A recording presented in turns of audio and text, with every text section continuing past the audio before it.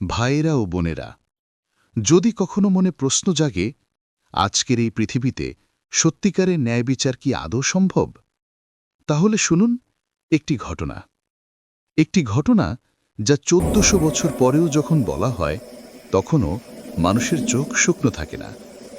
একজন খলিফা, যিনি সমগ্র মুসলিম জাহানের আমির, তিনি নিজেই আদালতে দাঁড়ালেন একজন সাধারণ খ্রিস্টানের পাশে, শুধু একটি বর্মের জন্য।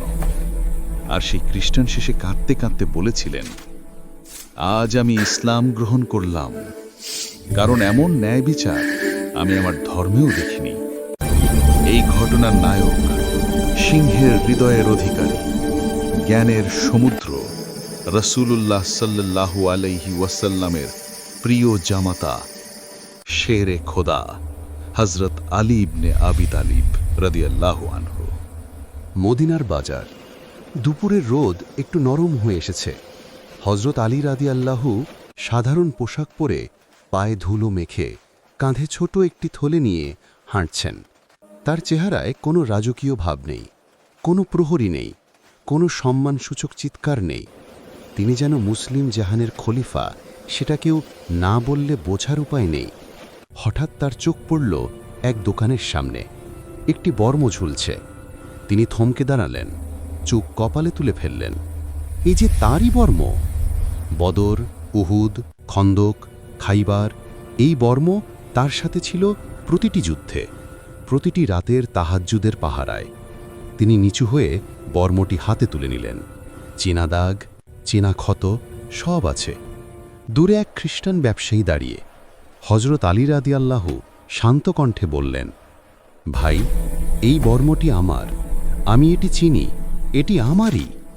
খ্রিস্টান লোকটি হেসে উত্তর দিল, ইয়া আমিরুল মুকমিনিন, আপনি খলিফা, আপনি যা বলবেন তাই হবে, কিন্তু এই বর্ম আমার কাছে বহুদিন ধরে আছে, আমি এটি কুড়িয়ে পেয়েছি, এটি আমার। হযরত আলী রাদিয়াল্লাহুর মুখে কোনো ক্রুদ্ধের ছিটে ফোঁটাও নেই। তিনি মৃদু হেসে বললেন, তুমি বলছো এটি তোমার? ঠিক আছে, তাহলে চলো কাদির কাছে যাই, ন্যায় যা বলবে তাই মানব। লোকটির চোখ কপালে উঠে গেল। আপনি খলিফা হয়েও আমার সাথে আদালতে যাবেন? আলী রাদিয়াল্লাহু বললেন, ন্যায়ের সামনে খলিফাও সাধারণ মানুষ, চলো। মদিনার কাজী ছিলেন হযরত শুরাইহ রহমতুল্লাহ আলাইহি, যিনি নিজেও হযরত আলী রাদিয়াল্লাহুর নিযুক্ত। আদালতের দরজায় মানুষ জমে গেল। খবর ছড়িয়ে পড়ল, খলিফা আদালতে গিয়েছেন একটি বর্মের মামলা করতে, আর বিবাদী একজন খ্রিস্টান। আদালতে ঢুকেই কাদি শুরাই উঠে দাঁড়ালেন সম্মানে, বললেন, ইয়া আমিরুল মুকমিনিন, আপনি বসুন, আমি দাঁড়িয়ে বিচার করব।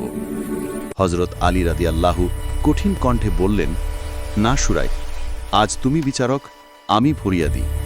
বিচারকের সামনে ফরিয়াদি দাঁড়ায়, আমি দাঁড়াবো, তুমি বসো। পুরো আদালত স্তব্ধ হয়ে গেল। এমন ন্যায় বিচার পৃথিবী কবে দেখেছে? হযরত আলী রাদিয়াল্লাহু তাআলা আনহু বললেন, এই বর্ম আমার, আমি এটি চিনি, এর প্রতিটি দাগ আমার যুদ্ধের সাক্ষী। কাদি শুরাইহ জিজ্ঞেস করলেন, আপনার সাক্ষী আছে? হযরত আলী রাদিয়াল্লাহু তাআলা আনহু বললেন, আমার ছেলে হাসান ও হুসেইন সাক্ষী দিতে পারে। কাদি শুরাইহ মাথা নিচু করে বললেন, ইয়া আমিরুল মুমিনিন, ইসলামী শরীয়তে সন্তান পিতার পক্ষে সাক্ষ্য দিতে পারে না। আপনার আর কোনো সাক্ষী নেই, আর বিবাদী বলছে বর্মটি তার, তাই শরীয়তের রায় হল বর্মটি তারই থাকবে। আদালতের বাইরে যারা দাঁড়িয়েছিল তারা চিৎকার করে উঠল, খলিফা হেরে গেলেন।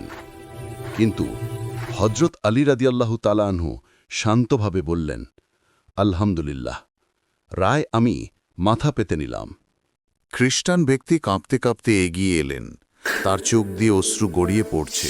তিনি হযরত আলী রাদিয়াল্লাহু আনহুর পায়ের কাছে লুটিয়ে পড়লেন, কাঁদতে কাঁদতে বললেন, ইয়া আলী, আমি আমার ধর্মে দেখিনি কোনো রাজা নিজের বিচারকের রায়ের বিরুদ্ধে গিয়ে ন্যায় মেনেছে। আপনি আমার বিরুদ্ধে রায় হলো, অথচ আপনি হাসি মুখে মেনে নিলেন। আমি সাক্ষ্য দিচ্ছি, লা ইলাহা ইল্লাল্লাহু মুহাম্মাদুর রাসূলুল্লাহ, আর আপনি আল্লাহর ওলি। তিনি বর্মটি হজরত আলী রাদিয়াল্লাহু আনহুয়ের হাতে তুলে দিলেন। হজরত আলী রাদিয়াল্লাহু আনহু বর্মটি আবার তাঁকেই ফিরিয়ে দিয়ে বললেন, না ভাই, এখন এটি তোমারই। আল্লাহ তোমার হৃদয়ে হিদায়েত দিয়েছেন, এটি তোমার জন্য আমার উপহার। ভাইরা ও বোনেরা, যখন দুনিয়ার প্রতিটি আদালতে টাকা কথা বলে, যখন ক্ষমতাধারীরা ন্যায়কে পায়ের তলায় পিষে ফেলে, তখনও এই একটি ঘটনা এসে বলে ন্যায় বিচার জিন্দা আছে, কারণ আলী রাদিয়াল্লাহু আনহু জিন্দা আছেন আমাদের অন্তরে।